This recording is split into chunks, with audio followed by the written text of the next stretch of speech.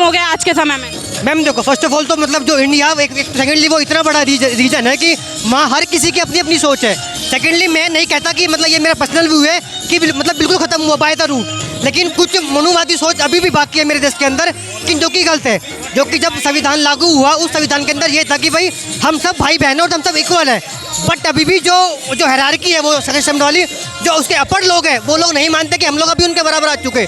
लेकिन होता क्या था, जब तक देश इंडिपेंडेंस हुआ उसके भी 20 साल बाद तक ये था कि जो हमारे समाज के लोग थे वो LDC लग गए, UDC लग गए। लेकिन 1980 आते आते हम लोग B क्लास के अधिकारी लगने लगे। लेकिन 2002 आते आते जब तक टीनेज अभी ने यूपीएससी टॉप किया, तो आज मेरे समाज की बात है, मैं अपने गर्व से कहता हूँ कि टीनेज अभी मेरे समाज से आती है। और लेकिन अभी भी इतना कुछ होने के बाद भी मेरे समाज से ना तो मनुवादी रूढ़ खत्म हुई है, ना वो जड़ खत्म हुई है। लेकिन हम सब युवा, मैं जिम्मेदारी लेता हूँ अपने कंधों पर, मेरे समाज की लेता हूँ कि आने वाले समय के अंदर हम सब कंधे से कंधा मिलाकर इस सोच को खत्म करने का काम करेंगे। अपने बच्चों को भी साथ लेकर चलने की कोशिश पूरी करते हैं हम। और मैं आपके माध्यम से यही कहना चाहूँगा कि भाई सब आपके घर के, आप सबके परिवार के अंदर जो बच्चे हैं उन सबको आप अच्छी सोच दीजिए, अच्छे पढ़ाने के लिए आपको अक्सर सबसे बड़ी बात, अपने बच्चों को आप शिक्षा दीजिए। बाबा साहब अम्बेडकर ने भी कहा, शिक्षा उस शेरनी का दूध है जो जितना पिएगा उतना दहाड़ेगा जरूर। लेकिन देखो वो शिक्षा मिल गई बाबा साहब की देन से, लेकिन हम सब, हमारे समाज के अंदर ये है कि हर 10 में से 2 बच्चा जा रहा कांवड़ लेने, लेकिन उसकी जो सोच है, जिसके परिवार की सोच है वो है कि बच्चा कहीं कांवड़ लेने नहीं, बच्चा वो पढ़ना चाहिए, DU जाए, JNU जाए, IGNOU जाए, लेकिन उसकी पढ़ाई उसकी पहली प्रायोरिटी होनी चाहिए किसी भी हाल के अंदर। बेशक मेरे माँ बाप भी हैं, बेशक 2 रोटी कम खाइए अपने घर के अंदर, लेकिन अपने बच्चों को अच्छे पढ़ाई करवाइए और उसकी शिक्षा पे मेन ध्यान दीजिए आप। अच्छा सर, ये बताइए, बाबा साहब अम्बेडकर ने महिलाओं के लिए इतना काम किया, और ऐसा नहीं कि दलित महिलाओं के लिए किया, खाली महिलाओं के लिए काम किया बाबा साहब ने। लेकिन फिर भी सर उनको एक दलित नेता माना जाता है केवल। जब उनकी जयंती होती है तो सभी लोग स्टेटस तक नहीं लगाते हैं। ये लोग मनुवादी हैं। अच्छा। उनको मतलब आगे हमारे लोग आगे ना बढ़ जाए, बच्चे आगे ना बढ़ जाए, पढ़ लिख ना पाए। इन हमारे बच्चों के लिए शिक्षा पे वो कर रहे हैं, पैसा नहीं लगा रहे। इसमें सारा पैसा वैसे पूजा पाठ में जा रहा है, मंदिरों में पैसा बर्बाद कर रहे हैं, शिक्षा पे पैसा नहीं लगा रहे।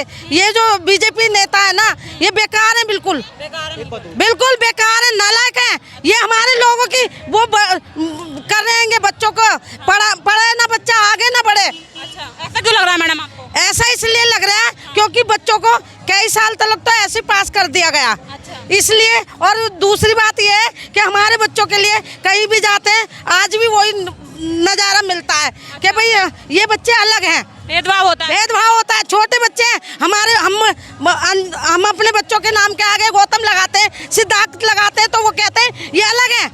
और ये नहीं पता कि हमारे बाबा साहब की बदौलत पूरा इंडिया, पूरा भारत राज कर रहा है, विदेशों में भी। बिल्कुल। हमारे बाबा साहब की बदौलत, बाबा साहब ने इतना किया है कि उनका ऋण नहीं उतार सकता कोई भी। जय भीम, जय भीम, जय भीम, जय भीम। पहले जॉबें लगती थी, अब सब कागज दबा दिए जाते हैं। हम लोगों के बच्चों को आने ही नहीं दिया जाता, आगे नहीं बढ़ने दे रहे। और दूसरी बात ये, कागज हमारे दबा देते हैं ये लोग। बच्चों के कागज, बच्चों को जॉब पे नहीं लगने देते, प्राइवेट जॉबों पे भी नहीं लगने दे रहे। वहाँ भी भेदभाव होता है हमारे बच्चों के साथ। अच्छा, वहाँ भी भेदभाव करते हैं लोग बाग।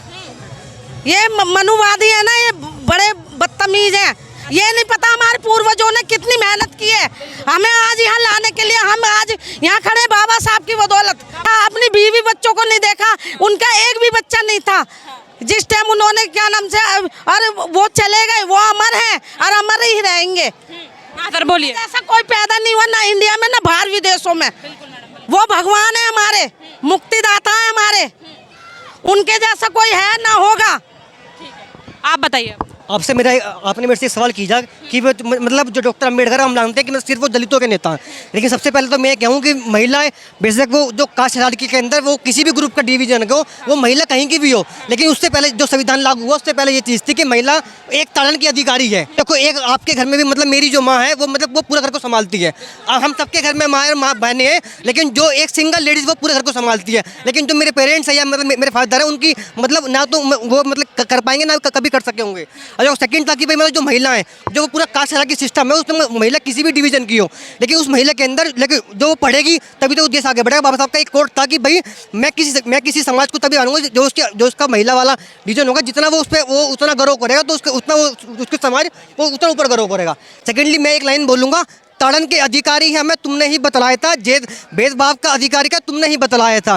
तो इसका ये था कि भाई आप लोगों ने कह दिया कि भाई हम लोग सिर्फ भेदभाव के लिए बने हैं, लेकिन जो गलत है आप सब, मेरा पूरा समाज यहाँ खड़ा हो, मैं कहूँगा भाई आप सभी बेशक 2 रोटी कम खाइए लेकिन अपने बच्चों को अच्छी से अच्छे पढ़ाइए। बिल्कुल शिक्षा दीजिए अपने बच्चों हाँ मेन मोटिव यही है कि भाई मतलब आप बेशक अपने घर में 2 रोटी कम खाइए, कहीं कम घूमिए, खर्चा कम कीजिए, लेकिन आप सबका मेन मोटिव है कि भाई मतलब मेरा बच्चा जहाँ पढ़े वो वहाँ टॉप करे। मेनली आपको भी लगता है कि आगे बढ़ने में दिक्कत होती है समाज के बच्चों को और मतलब भेदभाव किया जाता है उनके साथ नाम के आधार पे कि गौतम है इस तरीके से? मैम देखो सेकंड ये है कि भाई जब जो हमारे स्कूल सिस्टम है वहाँ हम सब लोग इक्वल हैं, लेकिन जब हम कहीं बाहर पढ़ने जाएंगे तो जो उस कास्ट हायरार्की में जो अपर डिवीजन के लोग हैं वो तो कहते हैं कि भाई ये लोग तो चमारे, ये कैसे यहाँ पढ़ने आ गए। लेकिन दिक्कत ये है कि भाई जो हमारा रिजर्वेशन है वो कोई हमारे लिए कोई भीख नहीं है। वो सेकेंडली वो होता है जो सेक्शन है कॉन्स्टिट्यूशन का, उसमें ये था कि भाई आप लोग यहाँ पर हो, लेकिन जो ये गैप फिल करने का बड़ा वो आरक्षण है कि भाई जो हमें वो मौके नहीं मिल पाए वो मौका हमें संविधान ने दिया। सेकंड ये था कि भाई आप लोग पढ़ो और खूब पढ़ो। ठीक है, क्या नाम है?